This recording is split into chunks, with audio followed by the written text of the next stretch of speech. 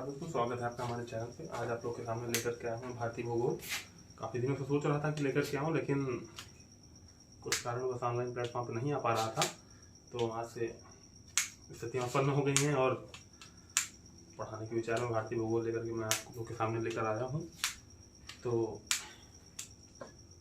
चलते हैं भारतीय भूगोल की ओर लेकर के। आप लोग को सबसे पहले जान लीजिए कि भारत का क्षेत्रफल कितना है। तो भारतीय क्षेत्रफल के बारे में जानेंगे तो 32,87,263 याद करिए, चाहे मत याद करिए, लेकिन 32,87,000 अनुमानित है इसका क्षेत्रफल।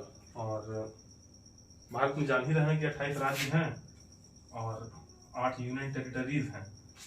यूनियन टेरिटरीज का मतलब क्या हुआ कि केंद्र शासित प्रदेश ऐसे, और 28 राज्य हैं।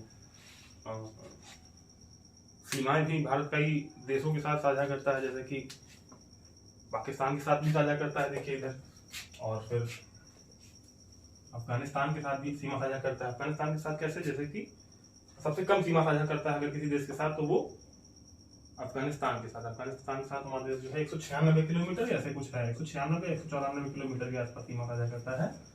बाकी पाकिस्तान के साथ साझा ही करता ही है। और फिर इधर बात करेंगे चाइना के साथ। भारत जो है, चाइना बहुत बड़ा कंट्री, चाइना तिगुना मान लीजिए। भारत का जो क्षेत्रफल है उसके 3 गुना पे ज्यादा क्षेत्रफल चाइना का ही होगा। और भारत चाइना से भी सीमा साझा करता है। फिर भारत नेपाल से भी सीमा साझा करता है। भारत भूटान से भी सीमा साझा करता है। भारत म्यांमार से भी सीमा साझा करता है।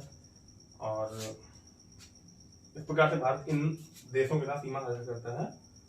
और नेपाल से साझा करता ही बता ही दिए हैं। फिर 28 राज्य हैं। अच्छा, एक चीज और पूछता है भारत में राजधानियों के बारे में, आप लोग ध्यान दीजिएगा, राजधानी जरूर याद कर लीजिएगा, और विशेषकर पूर्वोत्तर राज्यों की।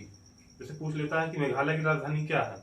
अब लोग सोचने लगते हैं कि पढ़ते बहुत है, लेकिन मेघालय की राजधानी भूल जाते हैं, मणिपुर की राजधानी भूल जाते हैं। तो मेघालय की राजधानी क्या है? मेघालय की राजधानी है शिलांग। और मिजोरम की राजधानी क्या है, तो पूछ लिया कि मिजोरम की राजधानी क्या है। पूर्वोत्तर की जितने भी राज्य हैं सभी की राजधानी एक बार याद कर लीजिएगा। नॉर्मल क्वेश्चन उठा के रख देते हैं कि राजधानी बताइए, मिजोरम बताइए, मेघालय की बताइए, बच्चे भूल जाते हैं।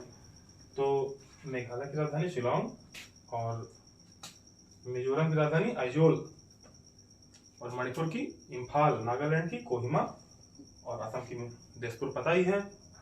अच्छा, ये तो हो गया। अब इन पूर्वोत्तर के जो 7 राज्य हैं, इन राज्यों के बीच में, इन राज्यों के पश्चिम में एक देश, उसे कहते हैं बांग्लादेश। क्या? बांग्लादेश एक देश है। जो पूर्वोत्तर की 7 राज्य हैं, इन राज्यों के पश्चिम में एक देश है। कौन सा देश है? बांग्लादेश। बांग्लादेश कितने, सबसे ज्यादा, अगर कहा जाए कि भारत सबसे ज्यादा सीमा कौन से देश के साथ साझा करता है, तो भारत बांग्लादेश के साथ। भारत बांग्लादेश के साथ 4096 किलोमीटर सीमा साझा करता है। किसके साथ? भारत बांग्लादेश के साथ 4096 किलोमीटर सीमा साझा करता है। किसके साथ? बांग्लादेश के साथ। अच्छा, अब अवस्थिति इसकी देखते हैं। अवस्थिति मतलब पोजीशन, एक्चुअल पोजीशन इसकी है क्या। जैसे पढ़ते हैं कि अक्षांश क्या है, देशांतर क्या है।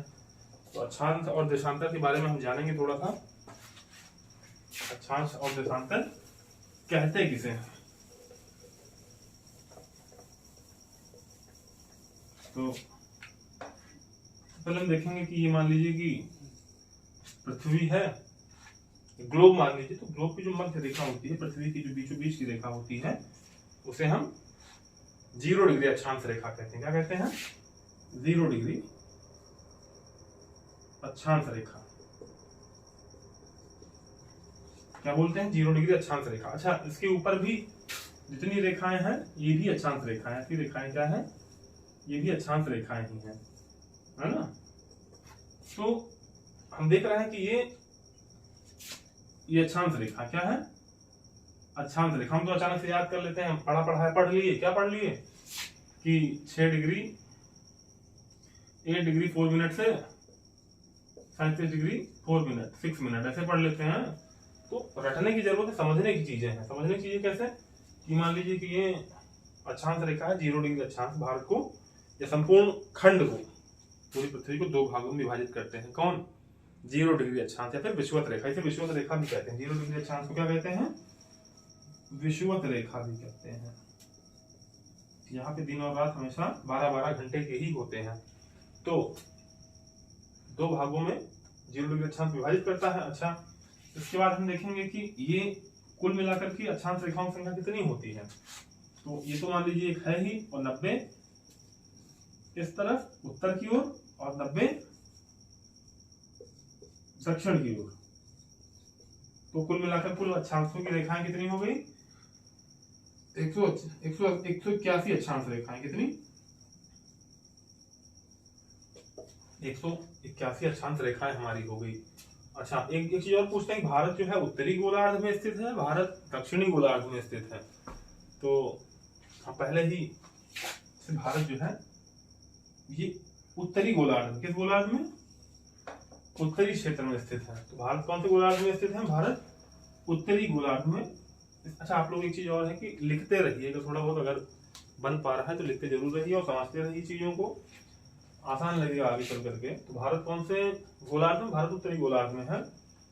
और जैसे बताया कि अक्षांश रेखाएं 90 ऊपर ही है, और सबसे जैसे जैसे हम ध्रुवों की ओर जाएंगे, ये ध्रुव है, जैसे जैसे हम ध्रुवों की ओर जाएंगे तो अक्षांश रेखाएं हमेशा कम होती जाएंगी। अक्षांश रेखाओं का हमेशा कम होना पाया जाएगा। और दूसरी चीज ये है कि जैसे जैसे दक्षिणी गोलार्ध में नीचे जाएंगे ध्रुवों पर, साउथ पोल की ओर, वैसे वैसे क्या होगा कि अक्षांश रेखाएं एकदम छोटी हो जाएंगी। कैसी? और कम हो जाएंगी। अच्छा, तो अब कहा जाता है भारत कौन से अक्षांश रेखा पे स्थित है। तो अच्छा, ये 0 है तो ये 1 होगा, ये 2 होगा, ये 3 होंगे, 4 होंगे, 5 होंगे।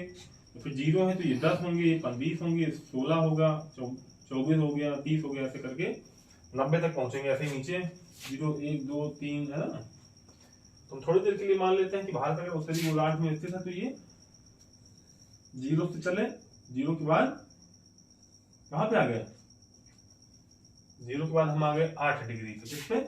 थोड़ी देर के लिए मान लेते हैं कि कितना है ये? 8.4 है ना। थोड़ी देर के लिए 8 डिग्री मान लीजिए। इसे कितना? 8 डिग्री मान लीजिए ये रेखा है। तो इस रेखा पे जो है ये थोड़ी देर के लिए ऐसे मान लेते हैं, ये क्षेत्र जो है 8 डिग्री पे। किस पे है? 8 डिग्री पे। और ये ऊपर वाला क्षेत्र किस पे है? ये 37 पे है। किस पे है? अच्छा, नीचे से ऊपर की ओर जाएंगे तो जाहिर सी बात है कि संख्या का पढ़ना निश्चित है। तो 0 से चले 1, 2, 3, 4, 5, 6, 7, 8, तो किस पे आ गए? 8 पे आ गए। तो 8 पे क्या हुआ कि 8 डिग्री रेखा जो है यहाँ से गुजरी है, और ऊपर की रेखा कितनी है? 37 डिग्री। कितनी? 37 डिग्री। मतलब जहाँ जम्मू कश्मीर है वहां 37 डिग्री है, और जहाँ नीचे, जहाँ से गुजर रही निचली वाली रेखा तमिलनाडु के आसपास के क्षेत्र है, वहां से 8 डिग्री वहां पर है। तो भारत का अक्षांशीय विस्तार कितना है? तो 8 से लेकर के 37 तक अक्षांशीय, क्या? अक्षांशीय विस्तार। भारत का अक्षांशीय विस्तार कितना है? 8 डिग्री से लेकर के 37 डिग्री तक। अच्छा, ये तो अक्षांशीय विस्तार हो गया। फिर दूसरी बात हम करें देशांतर की। क्या? देशांतर की हम बात कर लेते हैं। ये मान लीजिए पृथ्वी है, ये तो हम पता ही है कि 2 भागों में विभाजित करने वाली रेखा है कौन सी? विषुवत रेखा है, तो पता ही चल गया। लेकिन एक रेखा और है जिसे हम कहते हैं, ये सभी रेखाएं ये बता रहे हैं। देखिए जो रेखाएं हैं ये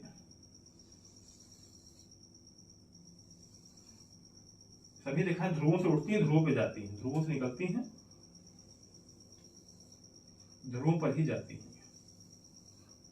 तो ये जो रेखा है ये 0 डिग्री देशांतरी रेखा, 0 डिग्री देशांतर है। 0 डिग्री देशांतर कहां से है?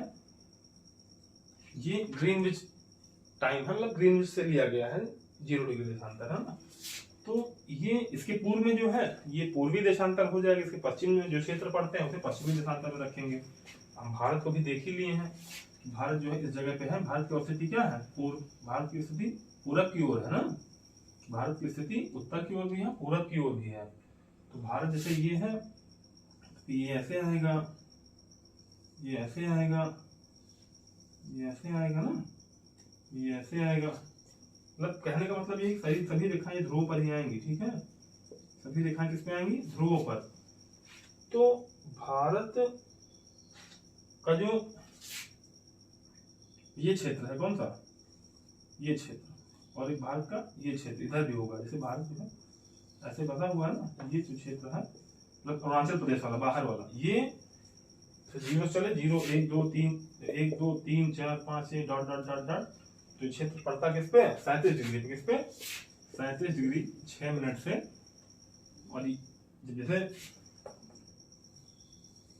ये मान लेते हैं, तो यहाँ से गुजरात पड़ा ना, ये गुजरात क्षेत्र पड़ा, फिर ये क्षेत्र पड़ा, फिर ये क्षेत्र पड़ा, फिर ये क्षेत्र पड़ा, फिर ये क्षेत्र पड़ा, फिर ये क्षेत्र पड़ा ना, तो ये क्षेत्र मान लेते हैं कि अंतिम क्षेत्र कौन सा पड़ेगा, तो ये अरुणाचल प्रदेश, कौन सा, अरुणाचल प्रदेश। तो भारत का जो पश्चिम से लेकर के पूर्वी जो विस्तार है, ये गुजरात से लेकर अरुणाचल प्रदेश का देशांतरी विस्तार से बोलेंगे, क्यों, क्योंकि हम पश्चिम से पूर्व की ओर बढ़ रहा है, तो देशांतर खड़ी रेखाएं जो है ये क्या कहलाती हैं, रेखाएं कहलाती हैं देशांतर, क्या, देशांतर।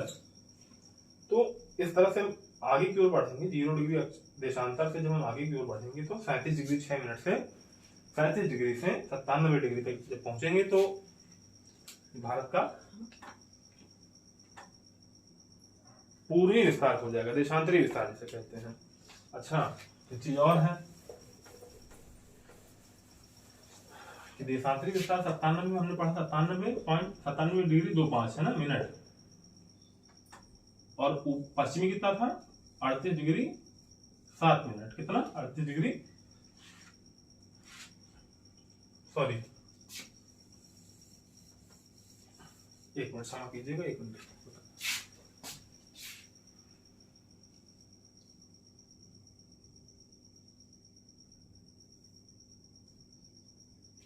जी, हमने बताया कि 68 डिग्री से जो है 68 डिग्री, सॉरी गलती हो गई थी, 68 डिग्री से 68 डिग्री से हम पहुंचेंगे, 68 डिग्री 7 मिनट से 97.25, हाँ 68 डिग्री 7 मिनट से 97.25 की ओर हम चलेंगे। तो फिर से एक बात देखिएगा, जैसे मान लीजिए देशांतर है,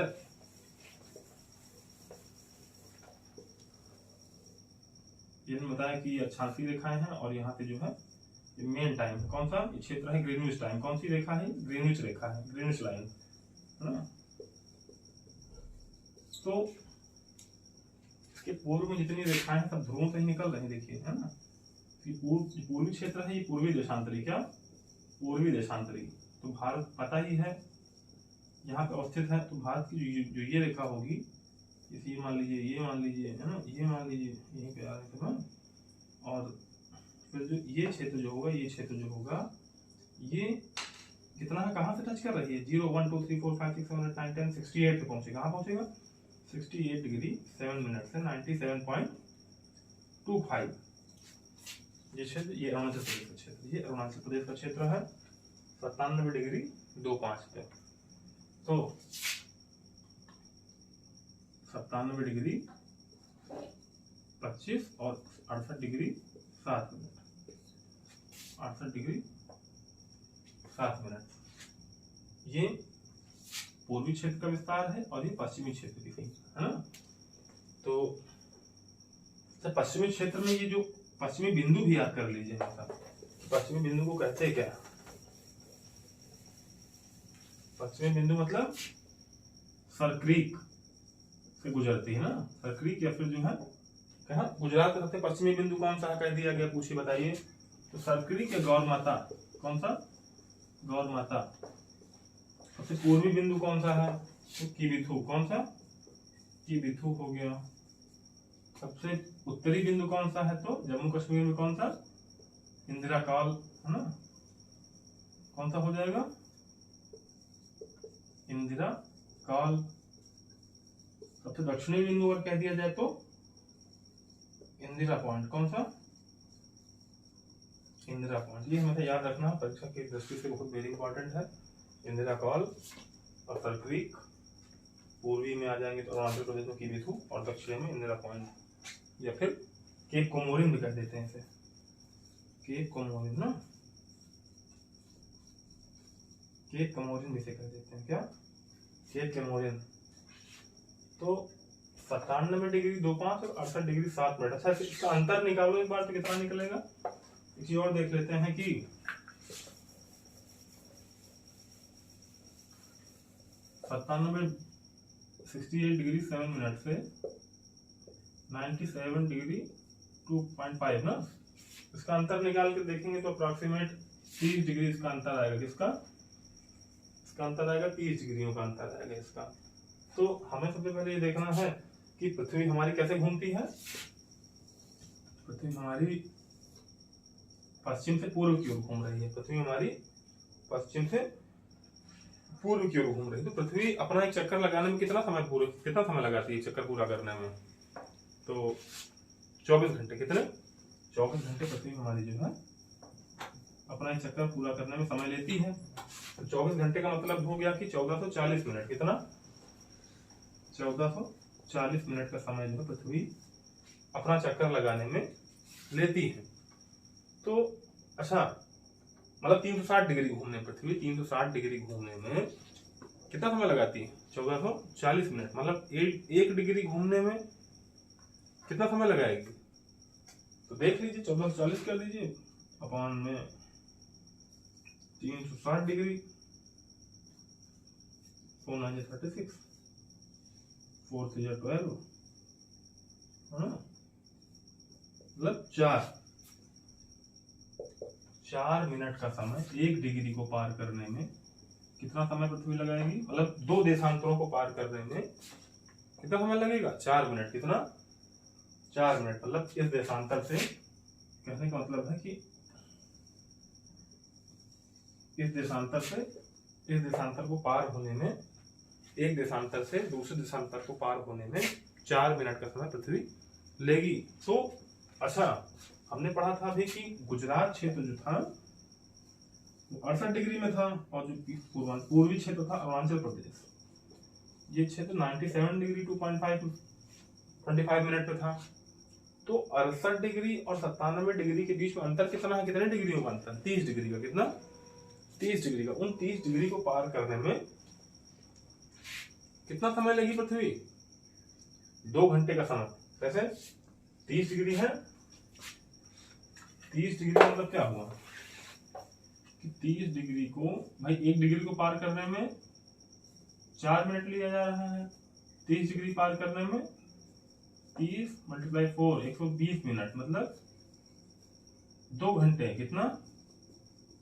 2 घंटे का समय लिया जाएगा। मतलब कि अरुणाचल प्रदेश का समय गुजरात के समय से 2 घंटा हमेशा आगे रहेगा। कैसे? अगर गुजरात में सुबह 7 बजे अगर सवेरा हो रहा है, सूर्योदय हो रहा है, तो अरुणाचल प्रदेश में सुबह 5 ही बजे उजाला हो जाएगा। प्रकाश 5 ही बजे वहां आ जाएगा, सूर्योदय 5 ही बजे हो जाएगा। अगर अरुणाचल प्रदेश में 5 बजे सूर्योदय हो रहा है तो गुजरात में 2 घंटे बाद, मतलब 7 बजे सूर्योदय होगा। अगर अरुणाचल प्रदेश में 7 बजे सूर्योदय हो रहा है तो गुजरात में 7 तो 9 बजे सूर्योदय होगा। ठीक है, तो ये हमारा अंतर है। क्या है? पूर्वी क्षेत्र और पश्चिमी क्षेत्र में ये अंतर है कि पूर्वोत्तर का समय जो है, पूरब का जो समय है, अरुणाचल प्रदेश का जो समय है, ये पश्चिम में गुजरात से 2 घंटा आगे है। अच्छा, अलग अलग जगह में ऐसे में तो फिर अलग अलग जगह में अलग अलग समय हो जाएगा हर क्षेत्र में। भाई फिर गुजरात में अपना अलग टाइम सेट करेंगे, अरुणाचल प्रदेश में अपना अलग टाइम सेट करेंगे। तो उससे बचने के लिए जो है टाइम जोन बनाया गया। जैसे कि भारत का क्षेत्र मान लीजिए थोड़ी देर के लिए, ये भारत का क्षेत्र है, मान लेते हैं क्षेत्र है। तो भारतीय क्षेत्र में हर एक देश में जो है इस समस्या से निपटने के लिए टाइम जोन बनाया गया, एक मानक रेखा बनाई गई है। जैसे भारत में भी एक इंटरनेशनल स्टैंडर्ड टाइम, अंतरराष्ट्रीय मानक रेखा बनाई गई है। तो भारत में भारतीय मानक रेखा बनाई गई है। जैसे कि जो ग्रीनविच रेखा है, जैसे ऐसे ही रेखा बनाई गई है भारत में, जो जैसे जितना समय यहाँ होगा उतना ही समय पूरे भारतवर्ष में उतना ही समय होगा।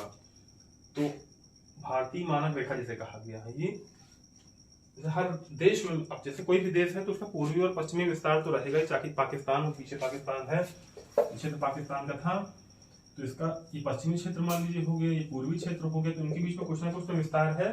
तो जाहिर सी बात है कि समय में अंतर आ जाएगा, कुछ ना कुछ तो आगे पीछे सूर्योदय होगा ही, चाहे एक डिग्री हो, चाहे 2 डिग्री हो, चाहे 3 डिग्री का अंतर हो, पूर्व और पश्चिम अगर अंतर होगा तो टाइम में डिफरेंस आना निश्चित है।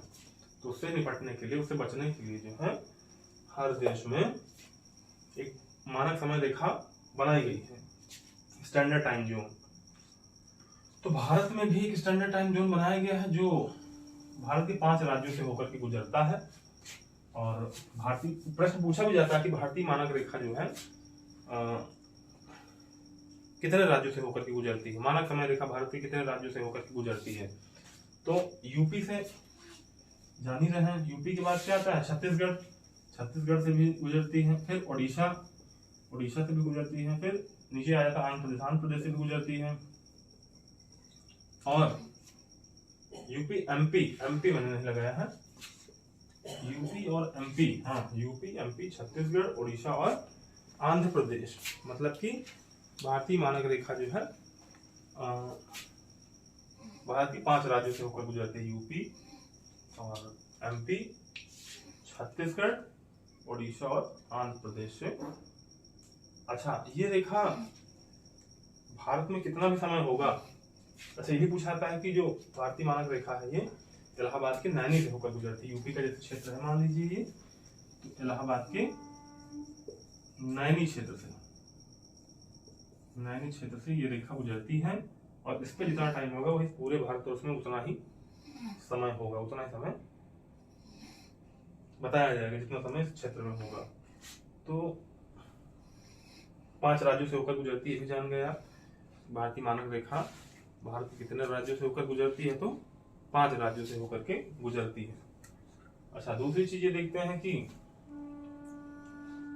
ये इसे क्यों बनाया गया, हमारे टाइम जोन को, जैसे किसी और भी क्षेत्र को और भी देशांतर रेखा को बना सकते थे, 82.5 डिग्री पूर्वी देशांतर को ही क्यों, एक चीज हम बताना भूल गए हैं, 82.5 डिग्री पूर्वी देशांतर को ही जो है मानक रेखा, मानक समय माना गया है हमारे यहाँ। 82.5 डिग्री पूर्वी देशांतर को, 82.5 डिग्री पूर्वी देशांतर, अच्छा ये खड़ी खड़ी रेखा है देशांतर तो बोलेंगे, इनके बीच में भाई ये 68 डिग्री 7 मिनट है, ये 97 डिग्री 25 मिनट है, तो इनके बीच में 30 डिग्रियों का अंतर है।